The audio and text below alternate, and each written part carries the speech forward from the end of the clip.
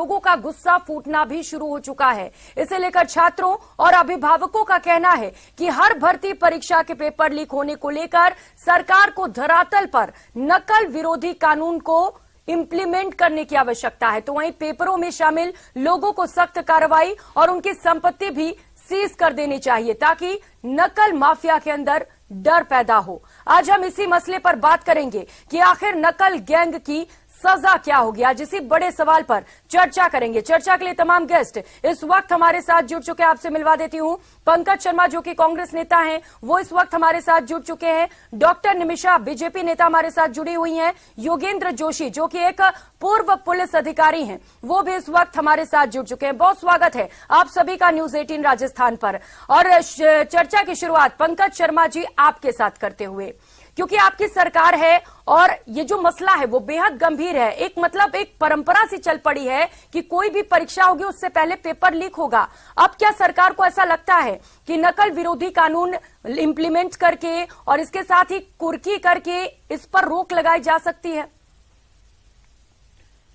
देखिए, किसी भी तरीके का पेपर लीक होना एक संवेदनशील विषय है और राजस्थान की सरकार जो जन कल्याणकारी सरकार है हमारी अशोक गहलोत जी के नेतृत्व में, वो लगातार इस जो पेपर लीक वाला मामला है उस पर लगातार कार्रवाई करती जा रही है। और आपने देखा होगा कि अप्रैल 2022 में एंटी चीटिंग बिल पहली बार राजस्थान की सरकार ने पूरे देश में बनाया है। और एंटी चीटिंग बिल के तहत जो भी लोग होंगे, जो भी आरोपी होंगे, उनकी संपत्तियां कुर्क करने की बात हो, उन पर 1 लाख रुपए से लेकर 10 लाख रुपए तक का भले ही उन पे हर्जाना लगाने की बात हो, जुर्माना लगाने की बात हो, 3 साल से लेकर 10 साल तक के उनको कारावास की बात हो, ये राजस्थान की सरकार ने किया है। और देखिए, किसी भी सिस्टम को मजबूत बनाने के लिए 2 पैरामीटर्स पे काम करने की जरूरत होती है, इंफ्रास्ट्रक्चर, लॉ हम लोगों ने बनाया, राजस्थान की सरकार ने एक अच्छा लॉ बनाया है। उसके अलावा हम लोगों ने एक इंफ्रास्ट्रक्चर भी बिल्ड किया है जिससे ये नकल रोकी जा सके। आप देखेंगे कि हमने जीपीएस इनेबल ट्रांसपोर्टेशन जो पेपर्स ले जाने के लिए होते हैं वो हम लोगों ने क्रिएट किए हैं। सीसीटीवी कैमरा जो है वो भी हम लोगों ने सेंटर्स पे इनेबल्ड किए हैं। इसके अलावा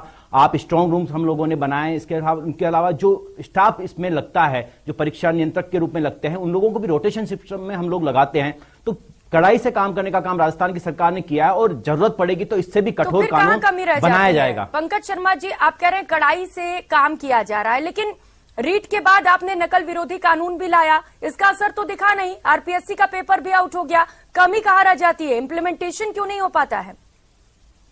देखिए, इंप्लीमेंटेशन हुआ है, मैं ये मानता हूं, संवेदनशीलता के साथ ये बात कहता भी हूं कि हो सकता है कहीं ना कहीं कुछ कमियां रही हो, लेकिन हम कड़ाई से, मजबूती से हम लगातार जो आरोपी है उन पर काम कर रहे हैं। और आप देखिएगा जिन आरोपियों में जो नामजद आरोपी हैं उनके खिलाफ कठोर से कठोर कार्रवाई होगी। राजस्थान का इतिहास याद रखेगा उन आरोपियों को। डॉक्टर निमिषा जी, आपके पास आते हुए कैसे देखते हैं आप इस फैसले को? क्योंकि नकल विरोधी कानून के तहत अब कार्रवाइयां भी की जा रही हैं, कुर्की की जा रही है। क्या अब बीजेपी को लगता है कि ये अहम फैसला है? प्रियंका जी, बेरोजगारी भत्ते के नाम पर ये सत्ता में आए और अब हमारे बेरोजगार भाई और बहन खा रहे हैं धक्का कांग्रेस की सरकार में। ये एंटी चीटिंग बिल 2021 जो लेकर आए हैं, तो बताइए ना, कहाँ कितनी आपने कार्रवाई की, कितने लोगों की आपने संपत्ति कुर्क की, या कितने जो सरगना हैं जो पेपर लीक प्रकरण से जुड़े हुए हैं उनको में से कितनों को अरेस्ट किया, मुख्य सरगना को अरेस्ट किया। यहाँ पर बस में एक रैंडमली पेपर लीक हो रहा है, उसमें से बात बाहर जाती है और पुलिस मुखबरी के आधार पर अरेस्ट करती है। इनकी कोई इंटेलिजेंस नहीं थी कि जिसने पेपर लीक होने से रोका गया हो। तो प्रियंका जी, ये चीटिंग जो है ना, ये राजस्थान के युवाओं से कर रहे हैं। पिछले 4 साल में से 16 पेपर आउट हो चुके हैं, फिर भी ये मुख्य सरगना तक पहुंच नहीं रहे हैं। उसको मैं तो आपके चैनल के माध्यम से पूछना चाहूंगी, भूपेंद्र सारण और सुरेश ढाका, जिन पर पहले इनिशियली इन्होंने 5,000 का इनाम घोषित किया, अब 25,000 का इनाम घोषित कर दिया, किसकी शय पर इन दोनों को बचाया जा रहा है? उसको भागने का अवसर पूरा दिया जा रहा है, किसकी शय पे दिया जा रहा है? ये राजस्थान के बेरोजगारों के साथ, ये राजस्थान के युवा युवतियों के साथ में खुल्लम खुल्ला धोखेबाजी कर रही है कांग्रेस की सरकार वीक और पेपर लीक। अब तो 10-10 लाख रुपए के अंदर राजस्थान के युवाओं का भविष्य बिक रहा है। जाइए, खरीद लीजिए, पेपर आउट होने में आपका कोई इंटेलिजेंस जाके नहीं पकड़ता है, ये सोशल मीडिया पर वायरल होता है, तब जाके आप कार्रवाई करते हैं। बहुत लोग इकट्ठे होते हैं और इकट्ठे होकर के कहते हैं कि हाँ, हमने तो पेपर लीक करने वालों को पकड़ लिया है। मुख्य सरगना आज भी गिरफ्त से बिल्कुल। और ये बड़ा सवाल है, ये बड़ा सवाल है, राजीव गांधी स्टडी सर्किल वो अभी भी फरार है और सवाल ये है कि वो कब गिरफ्त में आएंगे। मैं आऊंगी दोबारा से आपके पास। योगेंद्र जोशी जी लगातार हमारे साथ जुड़े हुए हैं, क्योंकि आप पूर्व पुलिस अधिकारी हैं। कैसे देखते हैं आप इसे? क्या महज कुर्की करने से जो पेपर लीक हो रहे हैं उन पर लगाम लगाया जा सकेगा? क्या सोचते हैं आप इसे लेकर? देखिए प्रियंका जी, ये चाहे किसी की भी सरकार हो, ये जो बातें कर रहे हैं कि हमने ये कर दिया, हमने वो कर दिया, आप देखिए कि साल भर से लगातार पेपर लीक होते जा रहे हैं। वरिष्ठ अध्यापक का पेपर लीक हुआ, कांस्टेबल का पेपर लीक हुआ, और ये लगातार पेपर लीक हो रहे हैं। इसके अंदर जितने अपराधी हैं, ये अपराधी जो अभी गायब हैं, भूपेंद्र सारण और ये हैं छाजूलाल, दुनिया भर के, ये पहले भी नामजद थे, अभी फिर नामजद हैं, लेकिन अभी तक ये पकड़े नहीं गए। जब तक हमारे देश के अंदर राजनीतिक संरक्षण किसी भी प्रकार के बदमाशों को देना ये बंद नहीं करेंगे, ये पेपर लीक बंद नहीं होगा, चाहे आप कानून में फांसी की सजा दे दो। मैं आज आपकी चैनल पे डंके की चोट बोलता हूं जी, कानून अपना काम करेगा। भाई, कानून अपने आप काम नहीं करता है। बिल्कुल। कानून को लागू करने वाले अगर सख्त होते हैं, ईमानदार होते हैं, और उनको ये मन में होता है कि हमारे स्टेट में, हमारे देश में ईमानदारी से पेपर हो, ये कोई सोच ही नहीं रहा। ज्यादा इनके पीछे लगते हैं तो ये क्या करेंगे? ये कहते हैं साहब गुजरात में भी हो रहा है, मध्य प्रदेश में भी हो रहे हैं, यूपी में भी हो रहे हैं, सभी जगह पेपर लीक हो रहे हैं, तो क्या है, हम तो गिरफ्तार कर रहे हैं ना, हमने गिरफ्तार कर लिए। लेकिन सर, सरकार नकल विरोधी कानून भी लेकर आई है, इसके लिए कंक्लूजन क्या है, सोल्यूशन क्या है? ये बड़ा सवाल है, क्योंकि लगातार कार्रवाइयां भी की जा रही है, लेकिन सवाल ये भी उठते हैं कि कुछ छोटी मछलियां तो फंसती हैं, लेकिन मगरमच्छ बच जाते हैं, और यही वजह है कि उनके अंदर डर नहीं पैदा होता है। मैं यही कह रहा हूँ प्रियंका जी कि कानून बोलता हुआ होना चाहिए। बोलता हुआ कानून माने कानून जब कार्य करता है तो दिखना चाहिए जी, लोगों को एहसास होना चाहिए। बिल्कुल। कानून से तो कोई डरता ही नहीं है। इस कानून को, अभी जो बने हुए कानून है, अब समय आ गया है कि हमारी आईपीसी, सीआरपीसी, एविडेंस एक्ट, इन सब में परिवर्तन करके जनता की इच्छा के अनुसार हमको कानून बनाने पड़ेंगे, और जब सजा होती है या गिरफ्तार होते हैं तो जल्दी से जल्दी उनको सजा मिले, उसके प्रावधान करने पड़ेंगे।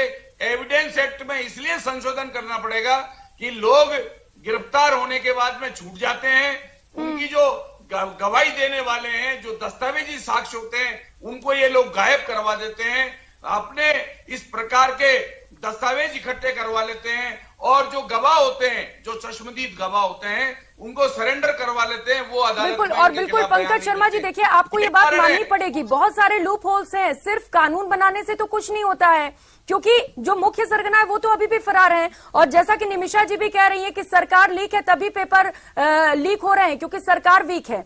इससे लेकर आप क्या कहेंगे? और इसके साथ ही सवाल तो ये भी है ना कि सिर्फ कानून बना दिया, इंप्लीमेंट कैसे करेंगे, और मगरमच्छ कब पकड़े जाएंगे? सिर्फ छोटी मछलियों को पकड़ने से क्या होता है सर? देखिए, निमिषा जी ने जो आरोप लगाए, मैं निमिषा जी से पूछना चाहता हूं कि इनकी सरकारों में जो पेपर लीक हुए हैं उनके आरोपियों पर क्या कार्रवाई है, अगर ये बता दे तो। हमारी राजस्थान की कांग्रेस की सरकार की इच्छा शक्ति है, और इच्छा शक्ति से उन्होंने एक ऐसा बिल लेकर आया है जिससे आरोपी जल्द पकड़े जाएं और उन पर कठोर से कठोर कार्रवाई हो जाए। इसका काम राजस्थान के मुख्यमंत्री अशोक गहलोत जी के नेतृत्व में सरकार ने किया है।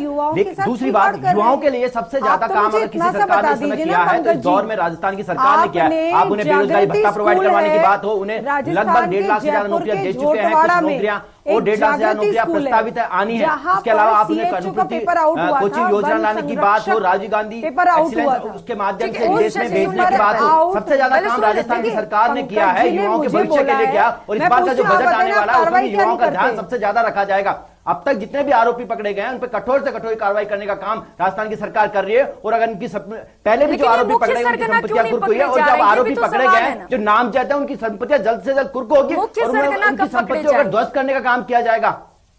भूपेंद्र सारण और ये सुरेश ढाका कहां है, बताइए ना आप देखिए, कांग्रेस के 3 बार पार्षद रह चुके, उनकी स्कूल चलती है झोटवाड़ा में, और उस स्कूल में एक पेपर आउट होता है सीएचओ का, 2020 की बात है ना। तो स्कूल, और चूंकि बहुत विरोध हुआ, उसके बाद आनन फानन में कार्रवाई भी करने का इन्होंने भ्रम किया, पूरा बना है कि हम लोग कार्रवाई कर रहे हैं। लेकिन क्या आज तक भी संचालक के खिलाफ, मैं स्कूल का नाम मेंशन कर रही हूं, जागृति स्कूल, क्या कोई कार्रवाई हुई है?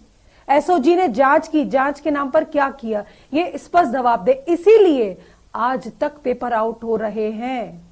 आप देखिए, युवाओं के भविष्य के साथ खिलवाड़ करती, युवाओं का वर्तमान गर्त में डालती कांग्रेस सरकार, बताए। और उस पोल में